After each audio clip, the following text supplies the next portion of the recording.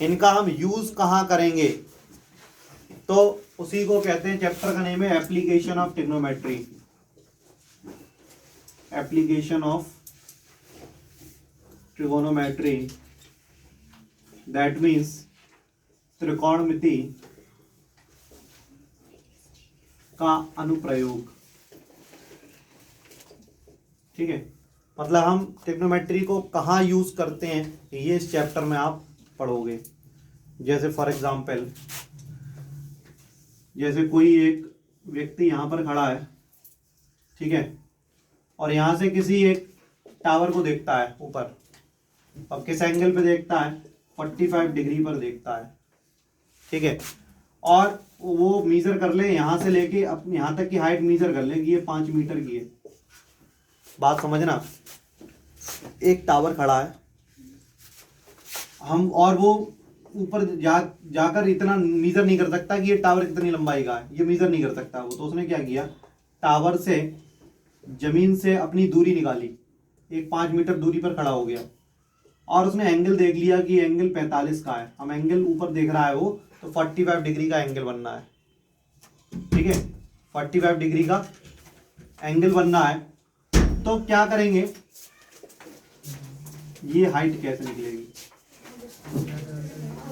अब जरा समझना। हम लगा दें अगर यहाँ पे 1045, तो tan थीटा क्या होता है, परपेंडिकुलर अपॉन बेस होता है। परपेंडिकुलर h है, बेस 5 है, और 1045 की वैल्यू क्या होती है, 1। तो h बराबर 5 आ गया, मतलब height of tower is 5 metre. ठीक है, तो किसी चीज की हाइट निकालनी हो बहुत, या किसी पुल को बनाने के लिए हमें एंगल बनाना है, ठीक है, तो उसमें ट्रिग्नोमेट्री का यूज होता है। समझ में आ गई, नहीं आ गई? तो इसमें जो फॉर्मूले यूज होंगे वो क्या होंगे, मेनली सबसे ज्यादा यूज होगा tan थीटा, और tan थीटा होता है परपेंडिकुलर अपॉन बेस। कहीं कहीं सवालों में sin थीटा भी यूज हो जाएगा, p अपॉन h मालूम ही है। cos थीटा भी कहीं कहीं यूज होगा, बेस अपॉन हाइपोटेनस। ये फॉर्मूले होते हैं ना, sin थीटा का p upon h, cos theta का b upon h, tan theta का p अपॉन b। अब देखिए पहला सवाल,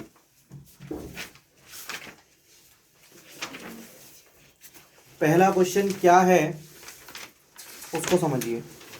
बहुत सिंपल चैप्टर है, अगर आपने इसका डायग्राम बना लिया तो एक्यूरेट, अगर आपने डायग्राम बना लिया तो ये चैप्टर बहुत सिंपल है, और एक्यूरेट डायग्राम अगर नहीं बना पाए तो चैप्टर बहुत टिपिकल है। ठीक है, जैसे फॉर एग्जांपल पहला क्वेश्चन देखो, पहला क्वेश्चन है ये, circus artist is climbing a 20 metre long rope which is tightly stretched and tied from the top of a vertical pole to the ground। मतलब अब इसे हिंदी में समझना बहुत ज़रूरी है। अगर ये हिंदी में समझ में आ गया आपको तो क्लियर है, अदरवाइज बहुत दिक्कत होने वाली है। क्या है, a circus artist is climbing a 20 metre long rope. एक सर्कस आर्टिस्ट है, एक लॉन्ग रोप पर क्लाइंब कर रहा है, चढ़ रहा है, 20 metre long rope. Circus artist is climbing a 20 meter long rope which is tightly stretched। tightly stretched मतलब यहाँ से भी tightly बंधा है, यहाँ से लेके यहाँ तक tightly stretched। ठीक है, and tied from the top of a vertical pole to the ground। find the height of the pole। पोल की हाइट निकालनी है, हाइट ऑफ द पोल, पोल की हाइट निकालनी है। If the angle made by the rope with the ground level is 30 degree, अगर ये 30 degree है तो अब इसमें हमें ये परपेंडिकुलर मान लो, p मान लो इसको, ये परपेंडिकुलर है, ये हाइपोटेनस है, और ये 30 दिया, तो p अपॉन h कहाँ पे आता है, साइन में आता है। अगर हम यहाँ पे साइन 30 लगा दें तो परपेंडिकुलर अपॉन हाइपोटेनस होगा, साइन 30 की वैल्यू 1/2, परपेंडिकुलर निकालना है और हाइपोटेनस दे रखा 20, तो P is equals to 20/2, that means 10 metre. मतलब इसकी लैंग्वेज से हमने क्वेश्चन बनाया कि एक वायर था जो टाइटली स्ट्रेच था और जिसकी लंबाई 20 मीटर थी, ऊपर से यहाँ तक बांध दिया, एक पोल से यहाँ तक बांध दिया, और एंगल बनना 30 का, 30 का एंगल बनना है, तो ये निकालना है height of pole. Sine 30 is equals to P upon H होता है। पी की वैल्यू निकालनी है, एच की वैल्यू 20 है, कैलकुलेट कर दिया, पी की वैल्यू निकल आई। कोई डाउट नहीं, नोट करिए। तो नहीं है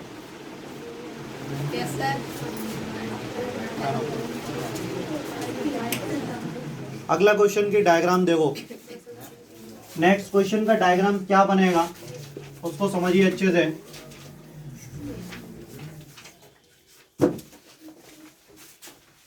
a circus art sorry a tree breaks due to storm, a tree breaks due to storm and the broken part bend so that the top of the tree touches the ground making an angle 30 degree with it। मतलब क्या है, एक tree जो है आंधी में टूट गया, एक ट्री जो मान लो इतना बड़ा था वो आंधी में टूटा और यहां से टूटा और जमीन पे आके गिर गया, ठीक है। A tree breaks due to storm and the broken part bend so that the top of the tree touches the ground making an angle 30 degree with it। यहां तक किसी को कोई दिक्कत है? ट्री टूटा, जमीन पे गिरा और वो एंगल बना रहा है 30 का, ठीक है। The distance between the foot of the tree to the point where the top touches the ground is 8 metre. ये 8 मीटर है, is 8 metre. Find the height of the tree, tree की हाइट निकालो। हो गया सिंपल। अगर हम 1030 लगा दें तो 1030 क्या होगा, h अपॉन 8, क्यों, परपेंडिकुलर अपॉन बेस होता है और परपेंडिकुलर h है और बेस 8 है, 1030 की वैल्यू 1/√3 होती है। क्रॉस मल्टीप्लीकेशन कर दो तो h बराबर आ गया 8/√3, 8/√3। ऊपर नीचे √3 का मल्टीप्लीकेशन कर दो। ऊपर नीचे क्यों कर रहे हैं, क्योंकि कभी भी आंसर में √3 नीचे नहीं आता, तो 8√3/3 आ गया। ये क्या आया, ये इसकी हाइट आई। अब हमें पूरे ट्री की हाइट निकालनी है तो हमें ये भी तो निकालनी पड़ेगी हाइपोटेनस, तभी हाइपोटेनस भी तो निकालनी पड़ेगी, ठीक है। तो हाइपोटेनस निकालने के लिए अब हम क्या लगा दें, पाइथागोरस ना लगाओ, पाइथागोरस लगा दो, चाहे बिना पाइथागोरस के आप sin 30 लगा दो। sin 30 क्या होता है, परपेंडिकुलर अपॉन हाइपोटेनस होता है। परपेंडिकुलर की जगह क्या है, h है, हाइपोटेनस की जगह क्या है, ac है, और sin 30 1/2 होता है। तो ac इज इक्वल्स टू क्या आया, 2h आया। तो 2 और h की वैल्यू क्या है, 8√3/3, दैट मीन 16√3/3। ac भी निकल आया। अब ए बी और ए सी को जोड़ दो तो टोटल हाइट ऑफ ट्री आ गया। Total height of tree is equals to 8√3/3 plus 16√3/3, तो 24√3/3, तो 8√3 मीटर। नहीं समझ में आया सर क्या किया, देखो फिर समझो। ये एक ट्री था और आंधी में वो ट्री टूट के जमीन पे आ गया, यहाँ से टूटा और टूट के जमीन पे गिरा। तो जमीन पे गिरा तो जमीन से वो 30 डिग्री का एंगल बना रहा, 30 डिग्री का एंगल बना रहा है। तो मान लो ये हाइट h मानी, मतलब परपेंडिकुलर में h मान लिया, बेस हमें 8 मीटर दिया है, तो हमें पूरे ट्री की लंबाई निकालनी थी। मतलब ये निकालें और ये निकालें, दोनों को जोड़ दें तभी तो ट्री की लंबाई निकलेगी। क्यों, ट्री इतना भी और यहाँ से टूटा तो इधर गिर गया, पूरी लंबाई तो दोनों को जोड़ के ही निकलेगी। तो सबसे पहले हमने लगा दिया 1030। 1030 से हमने क्या निकाला, ए बी। 1030 से ए बी निकाल लिया। 1030 बराबर परपेंडिकुलर अपॉन बेस, तो h अपॉन 8, तो h निकाल दिया, कोई दिक्कत नहीं है। अब हमें निकालना है ए सी, तो ए सी निकालने के लिए sin 30 लगा दिया। sin 30 क्या होता है, परपेंडिकुलर अपॉन हाइपोटेनस। परपेंडिकुलर क्या है h, हाइपोटेनस क्या है AC, तो h अपॉन AC। AC बराबर 2h आ गया, यहाँ पे h की वैल्यू रख दी, ये आ गया AC। अब ये AC आ गया और ये हाइट आई चुकी है, इतनी आ चुकी है और ये निकल आई, इन दोनों को जोड़ देंगे तो टोटल हाइट ऑफ ट्री टूटने से पहले उसकी हाइट क्या थी वो निकल आएगी। समझ में आ गई, तो टूटने से पहले की हाइट ये निकल आई। किसको समझ में नहीं आया, रेज योर हैंड्स। बिल्कुल पिन ऑफ चैलेंज इधर देखिए पहले। इस क्वेश्चन के डायग्राम को देखिए। एक contractor plans to install 2 slides for the children to play in a park. मतलब एक कॉन्ट्रैक्टर ने प्लान किया कि 2 स्लाइड बनाए।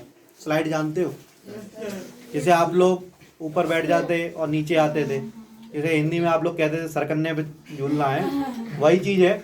तो एक contractor plans to slide for children for a park for the children below the age of 5 years. Below the age of 5 years के लिए उसने अलग स्लाइड बनाया, ठीक है, जिसमें she prefers to have a slide whose top is at a height of 1.5 metre, जिसकी top उसने 1.5 मीटर रखी, ठीक है, and is inclined at the angle of 30 degree to the ground, और जिसका एंगल उसने 30 डिग्री का रखा ग्राउंड से, ठीक है। Whereas for elder children, जबकि एल्डर चिल्ड्रन के लिए, for elder children she wants to have a height 3 metre, उसने 3 मीटर की हाइट रखी। हाइट कितने मीटर की रखी? 3 मीटर की हाइट रखी, ठीक है, 3 मीटर की हाइट रखी and an angle of 60 degree to the ground, और एंगल बनाया 60 डिग्री का, एंगल बनाया 60 डिग्री का।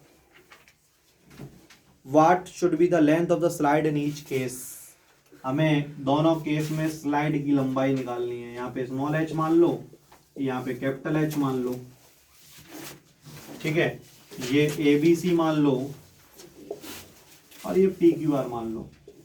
मतलब दोनों में हाइपोटेनस निकालनी है और दोनों में परपेंडिकुलर दिया है, और परपेंडिकुलर अपॉन हाइपोटेनस कौन सा फॉर्मूला होता है?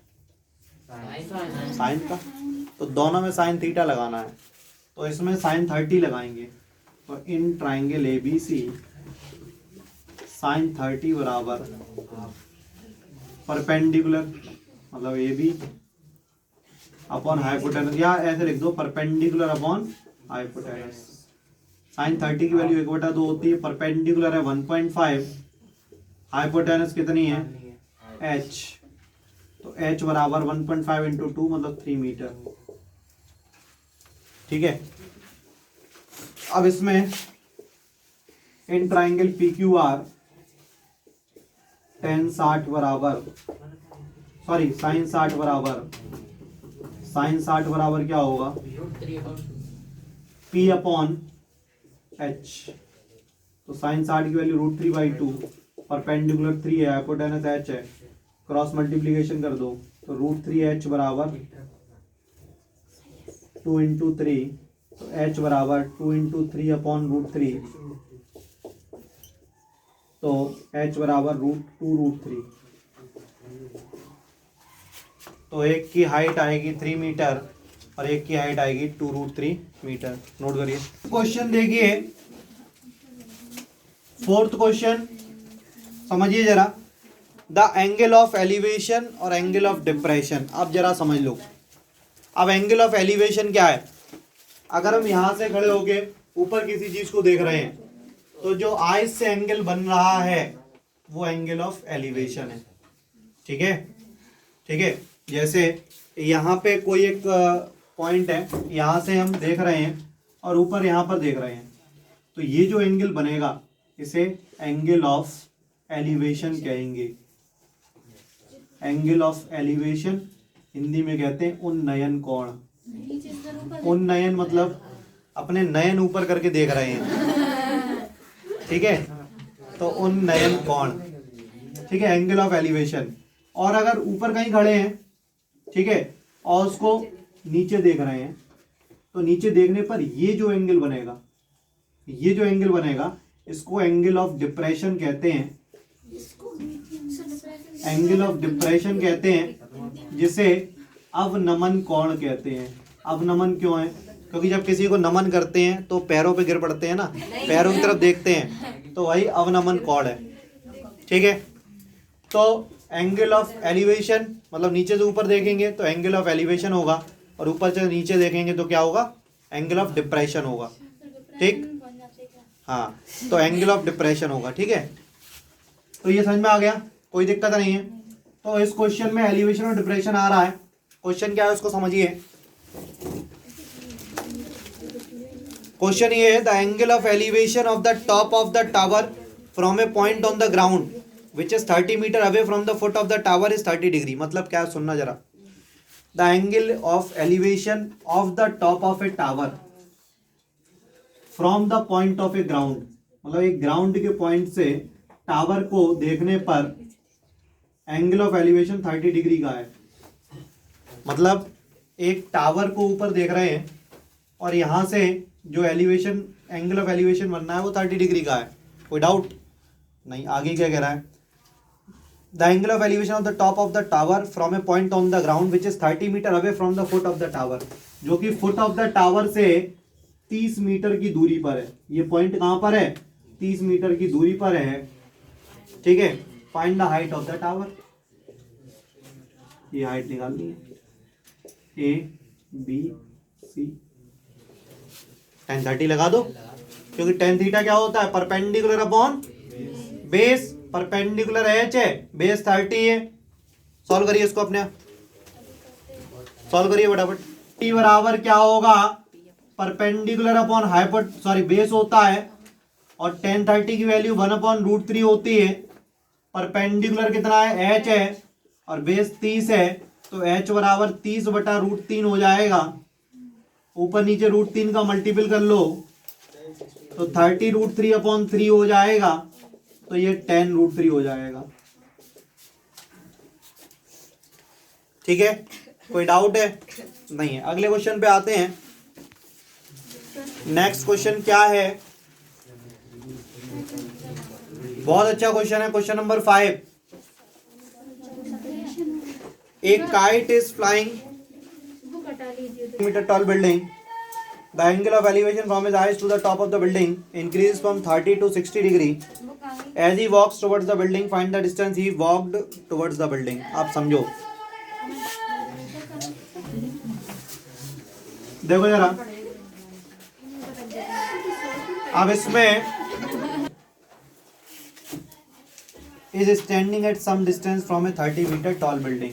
एक 30 मीटर लंबी बिल्डिंग है। ठीक है, 30 मीटर टॉल बिल्डिंग है, उससे दूरी पर एक क्या खड़ा है, लड़का 1.5 मीटर का। The angle of elevation from his eyes to the top of building, उसकी आंख से बिल्डिंग के टॉप पर एंगल बनना है 30 का। कितना बनना है, अब वो इधर की तरफ बढ़ा आगे, तो अब एंगल बनना है 60 का। अब कभी कभी बच्चे क्या करते हैं, यहाँ पे 30 कर देते हैं और यहाँ पे 60 कर देते हैं, लेकिन यहाँ पे आपको नॉलेज होना चाहिए कि यहाँ पर ये एंगल ज़्यादा झुका है तो ये छोटा एंगल होगा, और यहाँ पे कम झुका है तो ये ज़्यादा होगा। तो इससे भी आप कर सकते हैं अगर कहीं आपको कन्फ्यूजन हो रहा है तो। ठीक है, पहले एंगल बनना था 30, और जब वो बिल्डिंग की तरफ चला तो एंगल बनना है 60। ठीक है, As he walks towards the building, find the distance he walked towards the building. अब ये बताना है कि वो बिल्डिंग की तरफ कितना चला, मतलब ये दूरी निकालनी है। ये अगर x मान लें तो ये y मान लें, तो हमें x की वैल्यू फाइंड आउट करनी है। कैसे निकालेंगे, देखो पूरी 30 है, ये इतनी 28.5 रह जाएगी। क्यों, 1.5 मीटर लंबा लड़का नहीं है तो 1.5 मीटर, क्यों आइस से बनना है ना। ठीक है, तो ये 28.5 रह जाएगी। अब देखना जरा, इस ट्राइंगल से कौन सा 10 लगा के y निकाल लेंगे, और इस बड़े ट्राइंगल से tan 30 लगा के x प्लस वाई निकाल देंगे। x प्लस वाई में से y माइनस कर देना, x निकल आएगा। बात समझ में आई। सबसे पहले ABC ट्राइंगल लोगे और tan 60 लगा के y निकालोगे। मेरी बात सुन लो, ये आप लोग करेंगे। ABC ट्राइंगल लोगे और उससे y निकालोगे, फिर ABD ट्राइंगल लोगे और x प्लस वाई निकालोगे, फिर x प्लस वाई में से y रख देना, तो x की वैल्यू फाइंड आउट हो जाएगी।